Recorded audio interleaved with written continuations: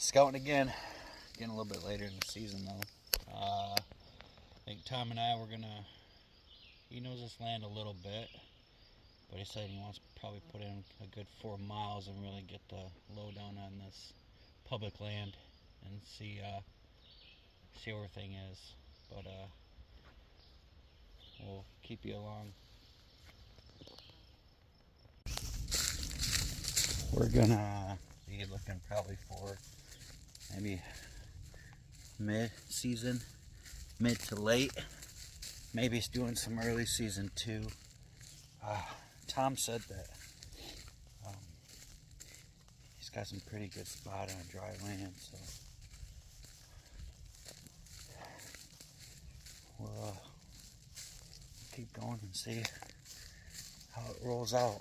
I've only been in this land a little bit, so just keep on going, you know.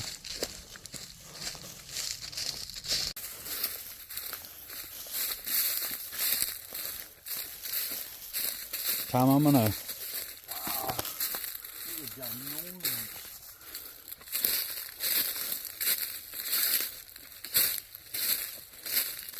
a little bit of a deer trail here too.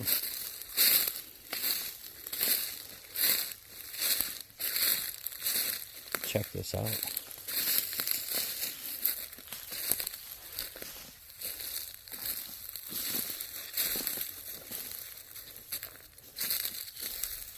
Ant City. I bet you this whole area here is nothing but like a freaking factory underneath the ground. I mean, it's everywhere. Ant mound after ant mound. Ain't that something? Yeah, that's crazy, dude. I mean, how many are there? 1, 2, 3, 4, 5, 6, 7, 8, 9, 10, 11, 12, 13. Yeah, there's about 13 of these suckers out here.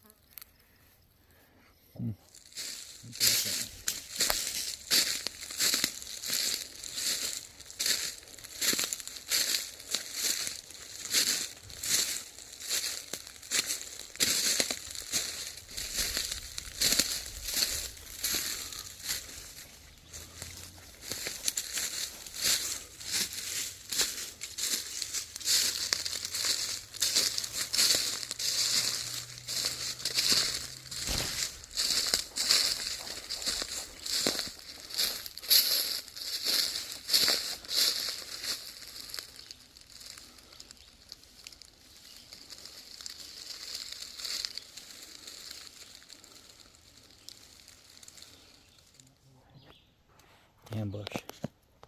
This trail, I'm gonna back up here.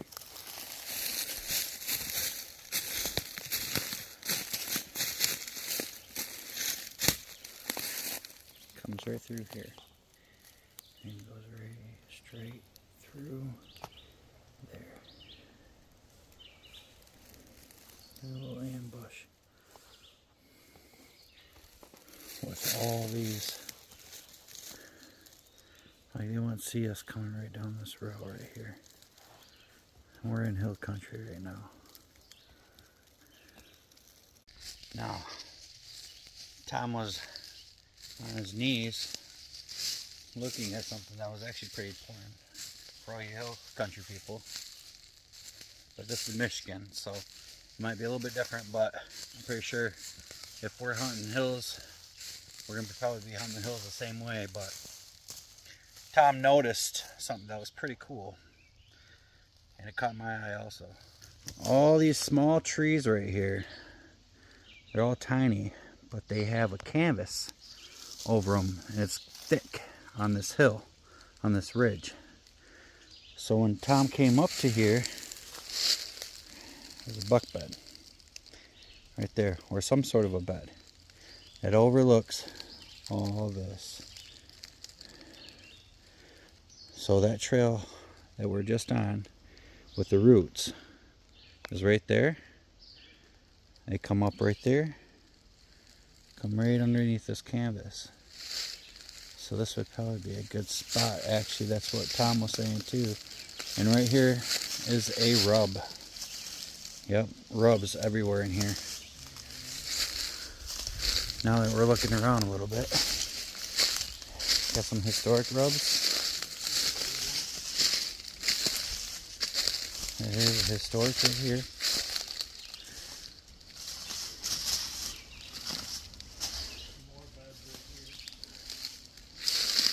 We found even more beds. Right there's a rub. So yeah, it makes sense. Big bucks, small bucks. They all got a bed, and it's going to be most likely thick.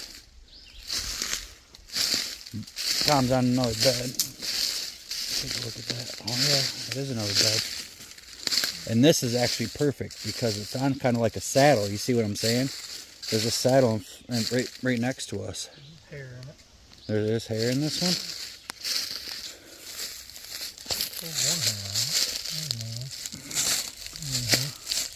Nice belly hair.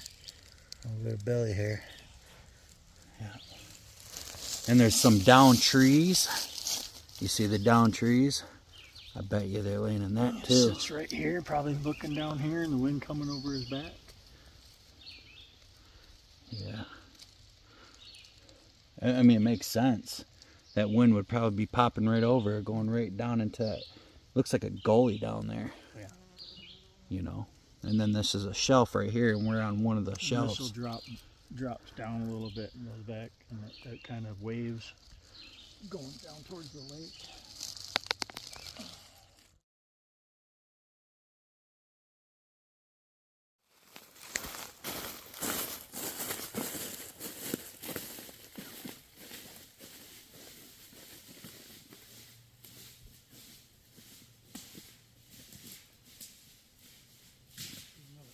Maybe it's just a box down. I don't know, but there is some fresh track right here. Dude, I'm gonna go in it.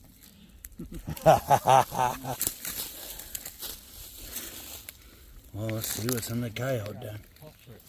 They do have pups right now, and if I get bit, I'm gonna blame you. You got a good stick to whack it with. Do you? I hope you do. Well, let's take an entrance into this coyote den. I think it might be a fox den. Or a fox den. I wish I could turn on the light on this damn thing.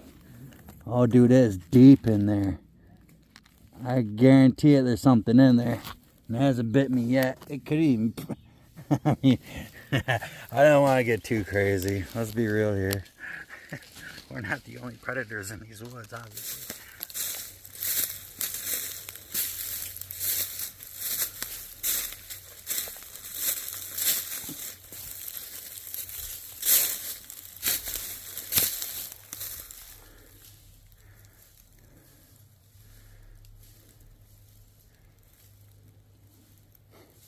Turkeys. Lots of turkeys. Every hill we go on, turkey sign. Maybe some other sign. We got some deer tracks in here, but a lot of turkeys. Next year, I think it's going to be in our favor.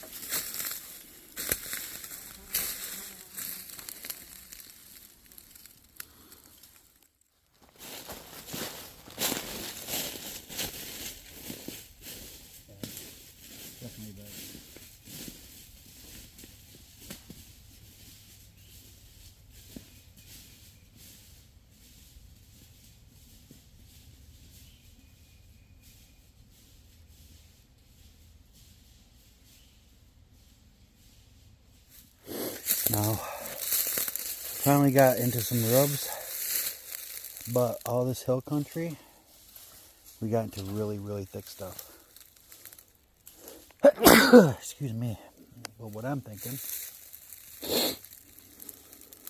is that rub is actually pretty old. And it might be an early season rub. Because it's got some fungus on it, a little bit of stuff on it. So it's kind of older. Got the black fungus. I'll go up close and show you. See that? Black fungus.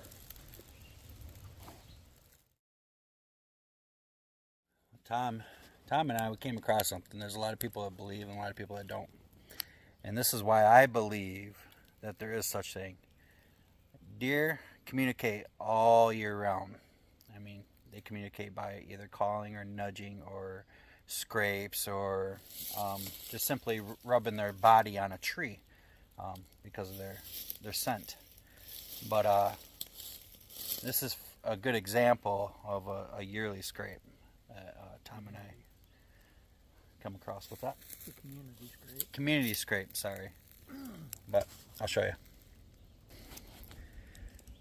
Now, down there, you can tell it goes, they scrape up that way, or they scrape this way. And then, you got last year's rubs also, all around it.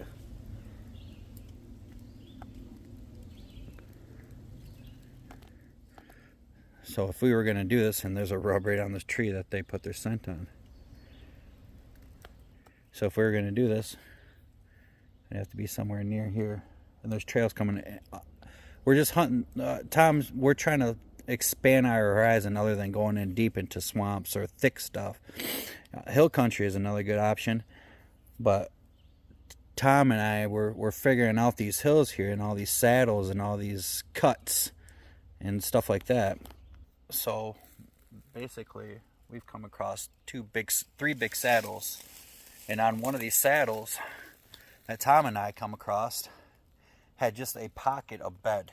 You could tell it's just so thick and you can't get in there. But there's rubs all around it. So figuring out these hills, I could tell that the North Carolina and Tennessee boys, they got it cut out for them because, man, they got to do some climbing. I'm dying here. You know? Come on, Pop, you can keep up. Yeah, no crap. Another nice scrape. It looks like it's probably used roughly year round. We got licking branch, so licked right up, no leaves on it, no buds are on it. We got a trail that comes in here. The trail comes down off the top of this knob. And then the main trail and the two of them come together, goes straight on through there. Trail coming right up right here too. Right here. Right here. That's what Tom was saying. Right here there's a trail. Tom was saying there's a bunch of trails that leading right to this scrape. Tom was right dead nuts on when we got to stay up on these these high points. Being down low, I mean you can fight them either way, but you got to think we are predator, they're prey. They're going to stay up top so they can see everything around them. So the higher you are, the better off you're going to be. Because that's where they're going to want to settle in. That's why we're finding these community scrapes. So you think? Is that what it says? 1 point or 2.4 is what I got, but we didn't start until back there, so. Well, what do you think about it? I think considering there's not going to be any corn on any of the ag fields around this chunk of state land, we're going to be looking at deer in the woods this year around here, and like we're up on all the ridges and the bedding. I think that's going to be some good stuff, and then where we were getting to those community scrapes is going to be a hot spot too, because there's a lot of feed source around there. So in that last section that we're in, where we were getting into the scrapes and right on the edge of the bedding and then into more of the feed trees, I think that's going to be the area to focus on. Yeah, I mean, it didn't seem like, because we went down by the swamp, it didn't seem like it was really all that great back I there. think it's too wet. Yeah. It's too soft. I think if we tried to walk in there with waders, we're going to be up for our neck. And plus all the mosquitoes. And you can put a thermocell down there and it doesn't even matter. Do you get carried away? No, and I don't know, we'll see what the hunting pressure is like. I know on the years that there's corn around these chunks, there's quite a few people, I know that they stick to the edges where the corn's at. So we'll see if anybody else is thinking what we are. And pop in a couple times and give it a try. I liked even when we were closer, like you're saying, it's because even on the map, you could see all the orange, and you can see where all the oaks are, and it seemed like they were running up and down, right on the edge of those pines too. I mean, not necessarily big rubs, but like you said, they're coming.